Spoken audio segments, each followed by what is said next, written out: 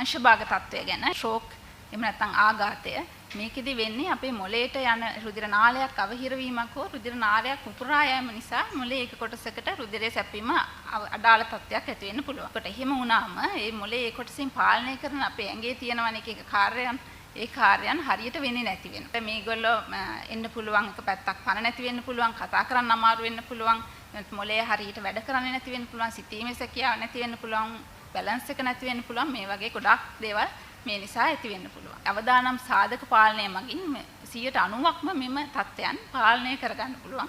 සෞඛ්‍ය සම්පන්න කෑම වේලක් ගැනීම ඉතාම වැදගත් දෙයක්. සතියකට විනාඩි 150ක් හෝ ඊට වැඩි ප්‍රමාණයක් එක්සර්සයිස් කිරීම දැවිදිනවා වගේ දේවල් කරන එක ඉතාම වැදගත් හෘදයට සහ මේ රුධිර සංසරණයට. බර පාලනය හොඳ මට්ටමක තබා ගැනීම. ඒ කියන්නේ ගොඩක් බර වැඩි කෙනෙකුට මේ වගේ රෝග තත්ත්ව ඇති වෙන අවදානම වැඩි. යහපත් නිින්දක් පවත්වා ගැනීම ඉතාම වැදගත්. මේ ශරීරයේ සිදුවන ක්‍රියාවලියන් හරියාකාරව සිද්ධ වෙන්න නිින්ද කියන එක ගොඩක්ම වැදගත් දෙයක්. දුම්පානය, මත්පැන් පානය, ඒ වගේ දේවල් අවම කර ගැනීම සහ නවත්වා ගැනීම මේකට පාලනයට ඉතාම වැදගත් වෙනවා. අධිරුධිර පීඩනය පාලනය කිරීම මේ අධිරුධිර පීඩනය කියන්නේ මේ දැන් ඇති වෙන මේ ආඝාත තත්ත්වයන් ඇති වෙන ප්‍රධානම අවදානම් සාධකයක්. ඒකට ගොඩක්ම අයට තියෙනවා මේ අධිරුධිර පීඩනය කියන එක. මේක හඳුනාගෙන පාලනය කිරීම ඉතාමත්ම වැදගත්. ආඝාත තත්ත්වයන් නැති වෙන කාරණා දෙකක් තියෙනවා. එකක් තමයි රුධිර නාලයක් අවහිර වීම නිසා ඇති වෙන්න පුළුවන්. අනිත් එක රුධිර නාලයක් පුපුරා යාම නිසා ඇති වෙන්න පුළුවන්. මේ කියන කාරණා දෙකටම මේ අධිරුධිර පීඩනය කියන එක බලපාන්න පුළුවන්.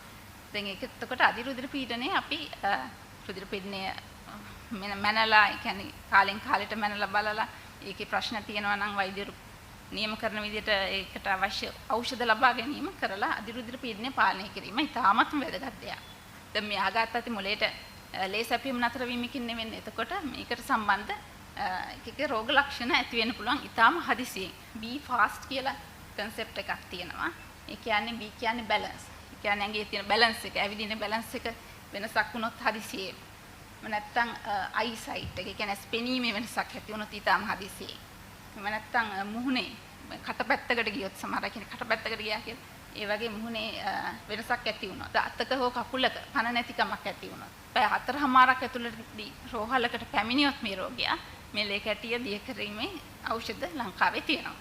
ශ්‍රී ලංකාවේ බොහෝ ප්‍රදේශවල කියන්නේ CT කියන පරීක්ෂණයේ තියෙන විශේෂඥ වෛද්‍යවරු ඉන්න බොහෝ රෝහල් වල මේ පහසුකම තියෙනවා. ඒකට ළඟම තියෙන රෝහලකට රෝගියා අරගෙන ගියොත් මේ ප්‍රතිකාරය අවශ්‍ය නැහැ. වෛද්‍යවරු විසින් පරීක්ෂා කළ බලලා ඒ රෝගියාට ඒක ගැළපෙනවා නම් ලබා දීමක් සිදු කරනවා.